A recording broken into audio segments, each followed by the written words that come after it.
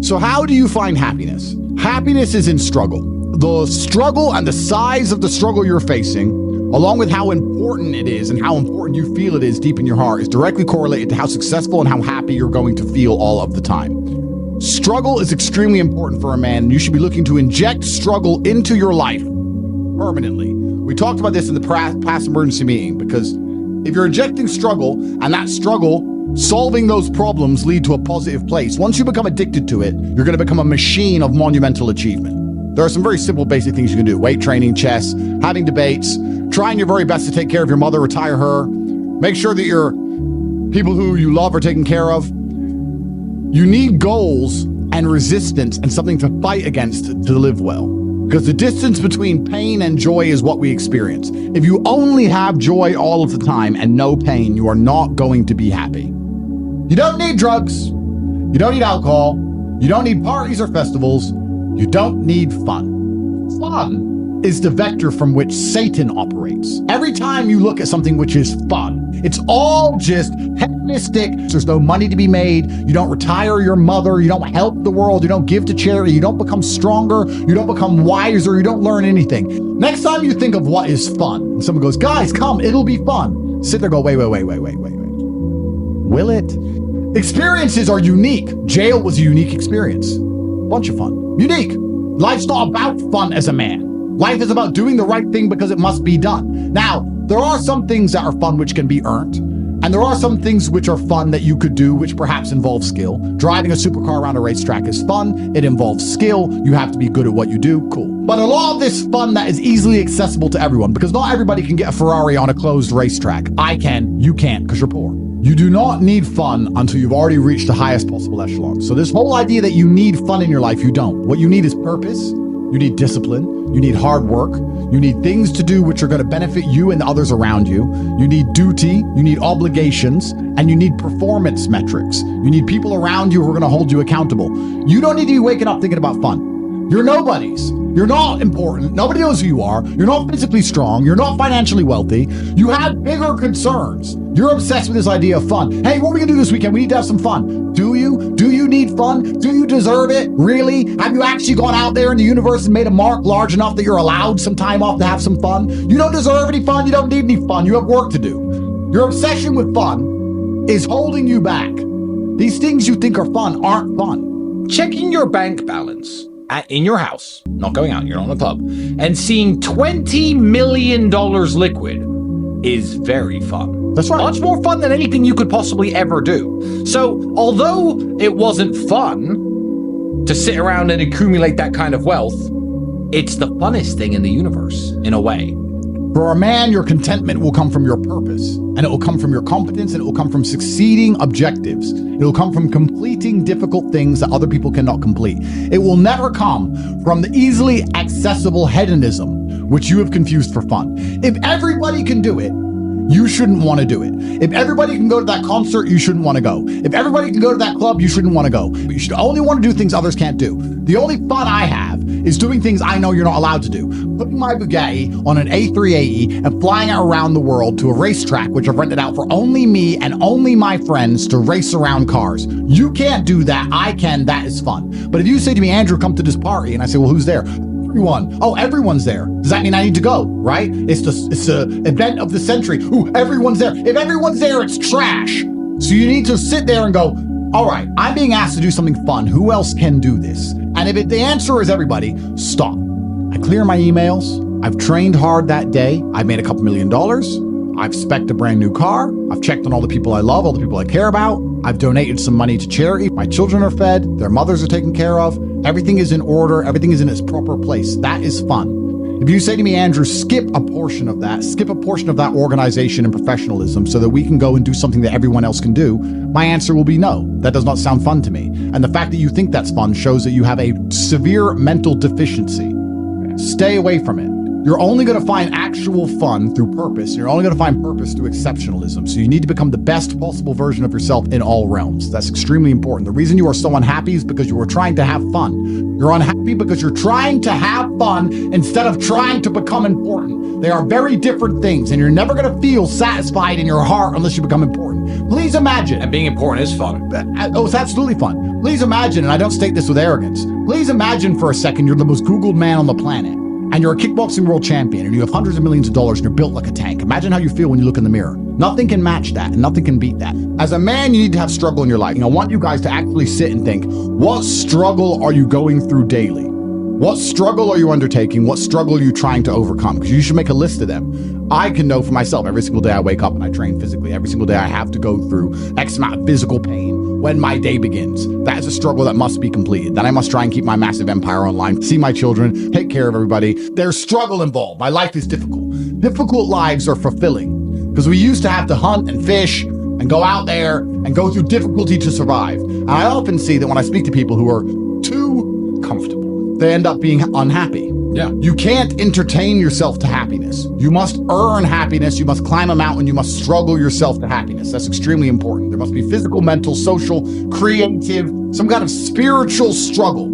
And those things being satisfied is what's going to satisfy you. It's like Bitcoin. Bitcoin's a mathematical equation. You solve the equation, you get a Bitcoin. Life is very much the same. There's struggles, there's difficulties which you have undertaken, which you have adopted to try and complete. And when you finish those things, then you get satisfaction as a reward. That's the Bitcoin. The only other alternative to that to feel good is hedonism, which is drugs and alcohol. And that's not going to satisfy you for very long. And it's also going to destroy your life. So it's extremely important. This is actually why people are addicted to video games. Young men are addicted to video games because it mimics virtually what they ought to be doing in the real world. Yeah. Effort in to upgrade their character, to become a better version of themselves so they can do better things than they could previously do and explore new areas of the map. The areas of the map which are Bugatti convention, flying there on a private jet to sit with billionaires. The Grand Casino Monaco is a cool area of the map that you have not unlocked yet, but it's great. Which requires you to upgrade your character as a person. You understand this in video games, and you do it in video games because it's very interesting to do. However, you don't want to do it in the real world. But in the real world, it's so much more rewarding. And I actually going to argue that we're living in one of the final periods where that's true. I'd say in a few generations, who you are and who your physical body is may not matter nearly as much. No, but it does matter today. A lot. Exactly. So that's why you should enjoy it while you can. Yeah. So you need to pick the low-hanging fruit first. And the starting block to all of these things is your body. I believe if you lift, stretch, move, improve your body, try and train MMA, learn how to fight, get stronger, get bigger muscles, it's a fast track to self-discipline, which will carry over into all other endeavors. And I would argue that is nearly impossible. In fact, how many people can say the gym saved their life? How many people do you know were depressed, started training, got in fantastic shape, and weren't depressed anymore? It is very easy. The low-hanging fruit is your body and upgrading your body. That is the easiest struggle, which is never going to backfire on you and never going to be a negative towards any other facet of your life. And when I look at men who are physical specimens, I think everyone naturally does this, but I'm going to openly say it. I respect them differently than I look at men who aren't. I have a different level of respect for them because they show me they have discipline. They show me they have motivation. They show me they're capable of doing difficult and hard things. Those are the kind of people I trust. They're not afraid of struggle. They're problem solvers. People who train are problem solvers, and you need to become one. And you need to become very, very adept at solving problems pretty quickly. I actually find it amazing that there's people out there who aren't in perfect physical condition. Guys, let me tell you all a news flash. If you eat right and you train hard, you look good. Yeah. It's like a biological certainty. It's almost impossible to be fat and look bad if you eat right and train hard. Your body will react and give you exactly what you want. So why don't you all look like superheroes? Do you not understand how intimidating that is just when they look at a group of people and they all look like superheroes and they can tell they're all disciplined, all hardworking, all dedicated, all physically strong? The struggle is what's beautiful about it.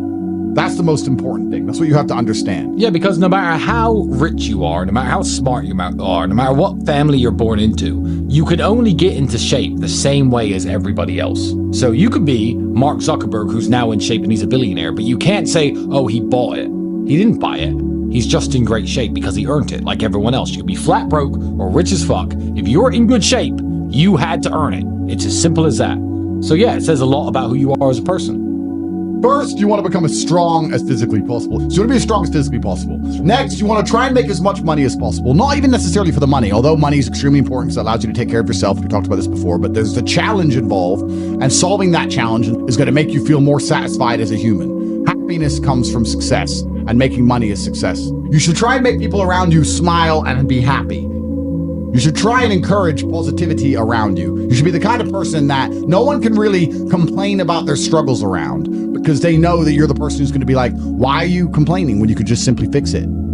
Especially successful people. Successful people are uninterested in stealing because we'd rather everybody win and keep the friendship and keep the network and keep the positive organs and keep the good karma than make a little bit extra money. It's amazing what you see in the world. And if you become a person who is happy and successful and can take care of himself and adopt struggles, you're going to start finding those other people who do the same thing, and then you're going to build a network and become fantastic. Live with men you're in competition with. So you and your friends need to have friendly competition at all times. Now, you need to meet your friends, and you need to have banter and competition around things that matter. Who's got the most money? Who's worked hardest? Who's discovered XYZ, crypto, stock, new way of generating income? Who's trained that day? Who has the most children? Put some actual competitions together that matter and start competing and being around people, because you are the sum of the 5 people you spend the most time with. Everybody knows this. So why don't you get some genuine metrics that will improve your life? You won't have time to stand around cooking meals if you're friends with somebody who works out for 3 hours a day, for example, because you're going to need to find 3 hours a day to train to beat him, which means you're going to have to just eat that rotisserie chicken as you do squats, like a man should. Live with men you're in competition with. This is ultra important, because you can measure yourself against your circle. If Tristan comes downstairs and says, I've done 1,000 push-ups, I will do anything it takes to do 1,001 just to annoy him, because I know that he then has to do 1,002. And pissing him off is worth it. It's always worth it. And that's why you need to have that kind of competition. Get your act together, get some genuine metrics, things that matter, and once they're all put together, you're going to live in a naturally competitive environment, which is going to increase your testosterone level. It's going to prevent you from doing a lot of dumb shit. And the competition one's great, because you can apply it to everything. There are a lot of people who are going to get, kicked in the nuts and take a fall, and they're going to let it beat them down. Andrew's lost very important kickboxing matches. Did he quit fighting then? Did I quit fighting when I got my ass kicked a couple times? No, you don't. You just have to continue, because in life, there are only winners and losers. There are no participation trophies. There's no, stickers and everyone's invited to have a good time. Life is hard, and everyone in life is actually trying to play the same game.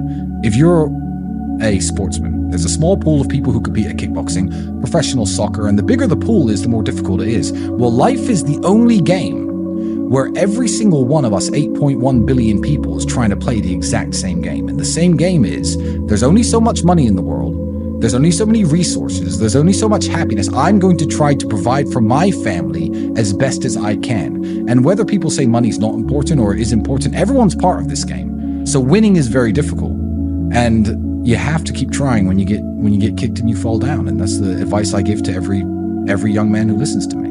People are afraid of accepting there's a problem, because then they know they have a responsibility to then you gotta, it. And they don't want to do anything, 1, because they're lazy, and 2, because they're afraid they might lose. So they'd rather pretend there's no problem at all. And I think I often say to people in a lot of my videos about a lot of other subjects that it's not always the winning and the losing. It's the fighting in the first place. And there's plenty of men in history you remember who ended up losing in the end. Napoleon, for example, who still fought, which is why they mattered. If you're only going to fight when you're guaranteed to win, then no bravery is required. And you have to fight so that you can look back on your life and feel happy that you tried to do something when you knew it was going on before it was too late. Forget about the winning and losing for now. Focus on the fight. You must wait for the moment when the opponent's mind is scattered and strike without hesitation. If you do not overcome your tendency to give up so easily, your life will lead to nothing. Objectify your demons so you control them instead of them controlling you. Fear is a reaction. Courage is a decision. You have to train your mind to be stronger than your emotions, especially your impulses, or else you're going to lose yourself. You will only be found by the devil once you are lost, and he will lead you to hell. Most of the important things in the world have been accomplished by men who kept fighting when there seemed to be no hope at all. I think it's a good motto, perhaps, for life, for everyone who's watching this. I heard it during a boxing match, and I think it was between Evander Holyfield against some guy who's not nearly as well known. And Holyfield was losing, and then he starts swinging, hitting the guy. And the commentator said, suddenly the champion returns with initiative and vengeance. That's a good slogan for life. You should wake up, look in the mirror and say, suddenly the champion returns with initiative and vengeance. That's a good way to start your day every single day. Yeah, it is. Initiative and vengeance to become the best possible version of yourself. It's very important. And this is the last piece of advice I want to give to people at home. A lot of people go through life with a very average attitude and they wait for their one big break. But you have to build your big break. And you're going to do that with 1,000 tiny victories. Is supposed to do regardless of how he feels. You must train when you don't feel like training. You must protect when you don't feel like protecting. You must be a good man. And when you're actually a truly good man and a high value man, this is something I absolutely realized in jail. What did I say to you? I think we were in jail about 2 months. It was one of the harder days. It was during Ramadan and I lost 30% of my food to cockroaches. The hard days. The hard days. And unfortunately I had one meal a day, but the meal came during the sunshine. So I had to try and protect my food from infestation until the sun went down. And I remember losing most of the food for the day. And I was particularly upset because I had trained so hard, my muscles were aching and I couldn't get any food. And only eating once a day. And I said to you, I said, Tristan, I have no problem suffering if the people I love are not suffering. My children are taken care of. The women I love are taken care of. My mother is taken care of. Everybody around me is fine. Even if they've removed me from my life and locked me in a jail cell, everybody I love is taken care of, and is protected and is living good. I must suffer because I am a man. I am the head of my empire. I'm the head of the clan. Of course I will suffer, but the people I love are not suffering. This is what God has bestowed upon important men since the beginning of time. When you're a man, absolutely you're right. It is our job to suffer so the people around us do not suffer. And that's why if you're a man and you're waking up every day and you're not trying your very best to be important or upgrade yourself or upgrade your character, or you're lacking motivation, and you have a serious problem, because it is your job to be capable of dealing with the insurmountable pressure which God is going to put upon you so that when you suffer, everyone around you does well. Our lives are set up that even if they throw us in a dungeon today, everybody we love will be okay. Forever. And that is what's most important. That's the most important thing. That's success. And that was absolutely comforting. That was absolutely comforting in jail when we discussed that and we said, everyone we love is okay. You and I just have to look at things. That's absolutely not really comforting. If you're a man sitting at home right now, you need to sit and say, okay, if they plucked me from my life, if they picked me up and threw me in a room and locked me in a jail cell, Which can happen. which can happen to anybody, especially as they continue these matrix attacks on masculinity as a whole. Would your wife have a roof over her head? Would your children eat? Would your family be okay? Think about these things. This is what you're working for. You're not working to make money so you can buy a Lamborghini. You're working to make money. You're thinking outside of the box. You're becoming your best version of yourself. So all the people around you will always be okay no matter what happens. It is your job as a man to suffer. And we did our job fantastically, absolutely not as we should. We always will. And we always will. And everybody around us was okay. And that is extremely comforting in times of hardship because we're built for suffering. We were absolutely and utterly built for suffering. No matter how close I came to crying inside of that jail cell, I knew all the people around me were safe and all the people around me could eat. And that's all I cared about. I used my phone calls. When I would call other people and they were asking me how I was, I'd say, we don't want to talk about me. How are you? Are you okay? Are you okay with the media pressure? Are you okay? Are your bills paid? Do you have money?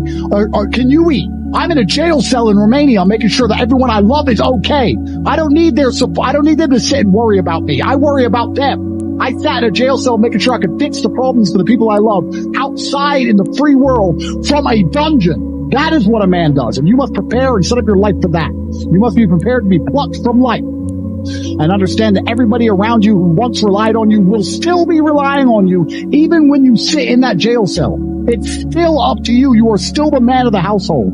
You are still the top G of your life. Only you. And if you don't pay the bills, who's going to do it?